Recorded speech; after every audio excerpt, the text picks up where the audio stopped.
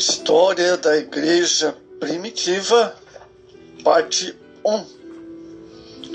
Amados, vamos falar sobre Inácio de Antioquia, um coração que ardia pelo Senhor. O nome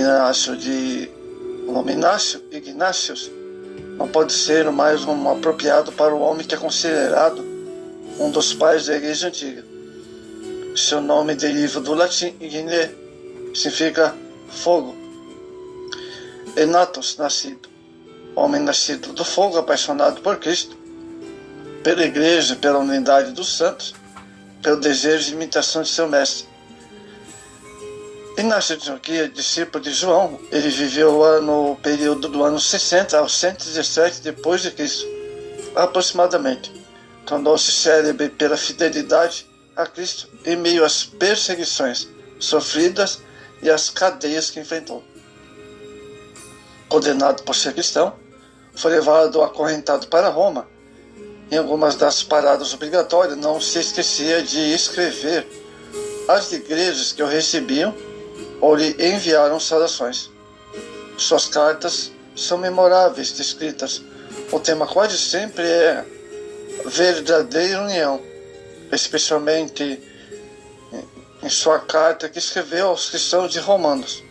Nela ele suplica para que nada seja feito para impedir a chegar à arena, a ser devorado pelas feras. Inácio foi o primeiro a usar o nome de cristianismo.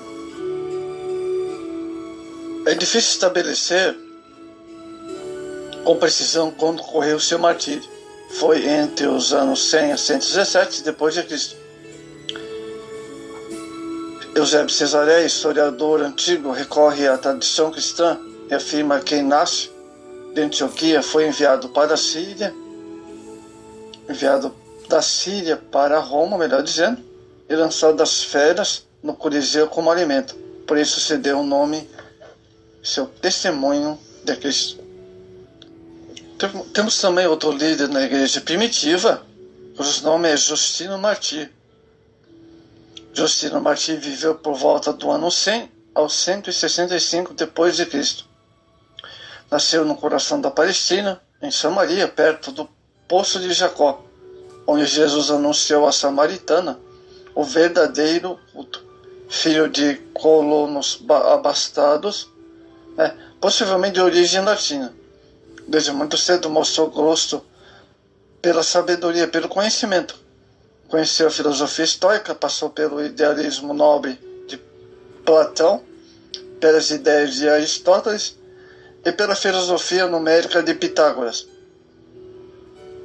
Procurou a verdade frequentando diversas escolas dirigidas por filósofos de tendências diversas. Não encontrou em nenhuma delas resposta aos seus anseios.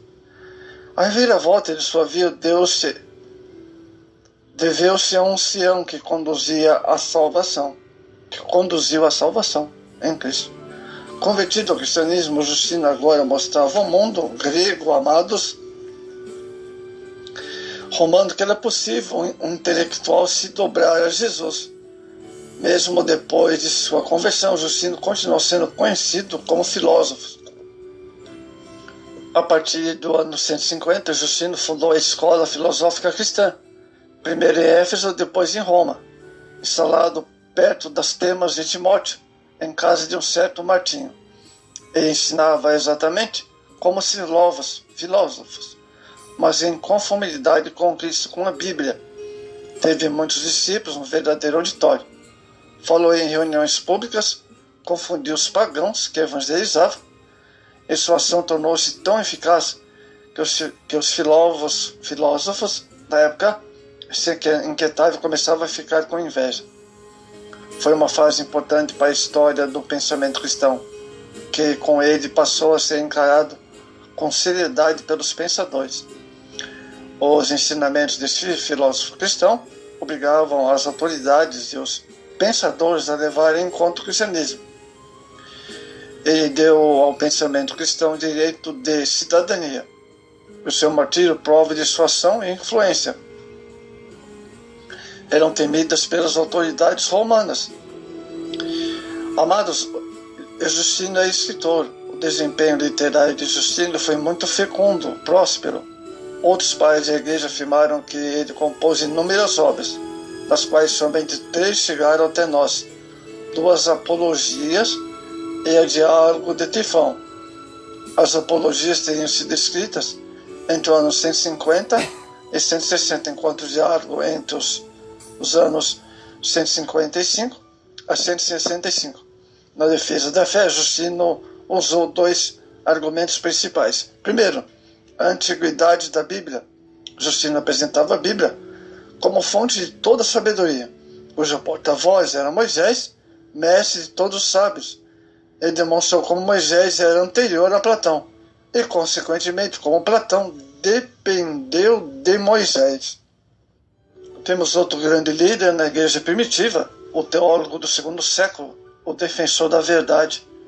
Irineu nasceu em Esmirna, na Ásia Menor, aproximadamente 180 d.C. Foi presbítero em Leão, no período da perseguição do imperador Marco Aurélio. Após a morte de Fotino, bispo de Leão, anos 177 a 78 d.C. Irineu tornou-se seu sucessor, mesmo com crenças equivocadas no que respeita ao governo da igreja. Irineu é considerado exímio teólogo do 2º século. O agnosticismo representou um perigo mortal para a igreja no 1º século. Ele ensinava que Deus era completamente distante do mundo material, não tendo tomado parte na criação. É o que pregava o agnosticismo herético. Amados, um dos maiores pensadores da seita agnóstica do 2º século foi Valentino, que ensinou por volta do ano 137. Ele estabeleceu 2 escolas no Egito e em Chipre, escolas que ainda floresciam durante o 4º século, e mudou-se para Roma, onde fundou a mais famosa de suas escolas. Ele jamais estabeleceu uma igreja e não deixou livros sobre seus ensinamentos. A literatura agnóstica herética se propagou rapidamente, que era eram os heréticos, os gnósticos, né? A maré gnóstica ameaçava levar tudo de uma vez. A biblioteca das obras gnósticas, descoberta no ano 1945 ao mestre de Nag Hammadi, tão sensacional quanto o Quarumã, porém menos harmoniosa do que aquela. Permite-se conhecer melhor a extensão dessa literatura que ameaçava a igreja. Mas foi Irineu de Leão que combateu as heresias dos gnósticos. Foi especialmente que Irineu de Esmirna que ele combateu o gnosticismo. Uma das suas obras mais importantes, datada do ano 185, ou 180 ou 185, né? Utilizando com precisão argumentos da razão, Irineu foi capaz de desmascarar o sistema herético dos gnósticos, Valentino refutando com sua muita firmeza. Temos outro grande líder da igreja primitiva, Tertuliano. Amados, VII Florencio Tertuliano, seu nome completo, foi uma pessoa extraordinária, conforme o testemunho dos historiadores. Tertuliano foi uma das mais originais e notáveis personalidades da igreja primitiva. Nasceu em Cartago, na África, por volta do ano 155, de uma família romana rica e pagã.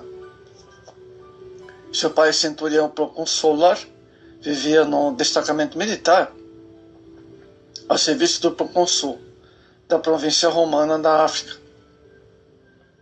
Mente ávida de conhecimento, Tertuliano recebeu a educação esmerada, aprendeu o grego e foi educado em retórica e direito com a intenção de ser professor. No ano de 193 d.C., foi a Roma, onde incluiu sua formação em direito. Foi advogado na cidade, pelo que se pode notar em suas obras, deixou-nos influenciar muito mais pelo direito do que pela retórica. Assim, Tertuliano acumulou vasta cultura pagã, procurando nela a realização de seu próprio coração.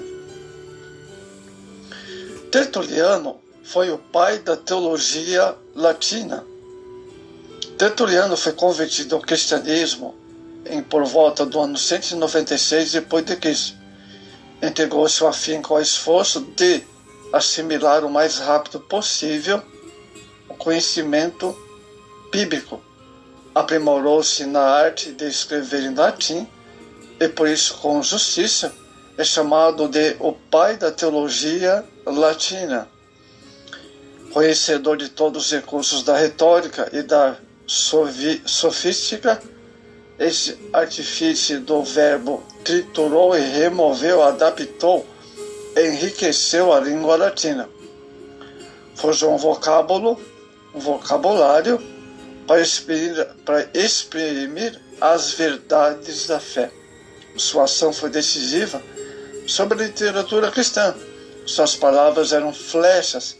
Um exemplo disso foi a frase que cunhou a face da perseguição e contínuo crescimento da Igreja de Cristo. O sangue dos cristãos é a semente da Igreja. Tertuliano busca pela pureza. Tertuliano reprovou a indisciplina e os escândalos da Igreja Romana sob o cetro de bispo Zeferino, reconhecido como pontífice ou bispo mor, ano 199-217. Isso fez com que tornasse impossível continuar como membro da Igreja e como bispo naquela cidade, vindo afastar-se dela oficialmente. Em Cartago, pôs-se a serviço de sua igreja até o ano 2006, quando então aderiu ao montanismo, grupo formado por Montano, ou fundado por Montano, na metade do segundo século. Em face do esfriamento da esperança cristã quanto ao retorno de Cristo, Montano pregava a volta de Jesus imediatamente. Tertuliano se revoltava contra o crescente mundanismo que invadia a igreja em geral. Vamos ver agora Tertuliano, teólogo, apologista e escritor. A grandeza dos teólogos como Tertuliano consiste em perceber os perigos constantes ameaças à igreja e ter a capacidade de expor com clareza o ensinamento cristão a respeito dos pontos disputados. Tertuliano combateu rigorosamente o gnosticismo, o paganismo, o modalismo e o mundanismo na igreja. Ele sempre escreveu como advogado, defendendo sua própria posição, atacando todos os rivais. Foram mais de 30 obras apologéticas, dogmáticas, anti-heréticas e práticas. Olha só. Em toda a era Tertuliano, fez uso de conceitos muito importantes. Sua doutrina trinitariana adiantou-se em um século em relação aos símbolos de Nicéia. Tertuliano teve a desventura de reagir aos esfriamentos da igreja, aderindo a extremistas que caracterizavam pelo determinados princípios. Quanto às ortodoxias, se torna fria e o mundanismo pode invadir a igreja, mas Tertuliano foi realmente alguém que foi pela busca, foi alguém que foi a busca da piedade. Tertuliano rompeu com muitos compromissos humanos, inclusive, de sua própria igreja na religião antiga. Então, ele abraçou o fervor das escrituras, né, e rejeitou todo o mundanismo na época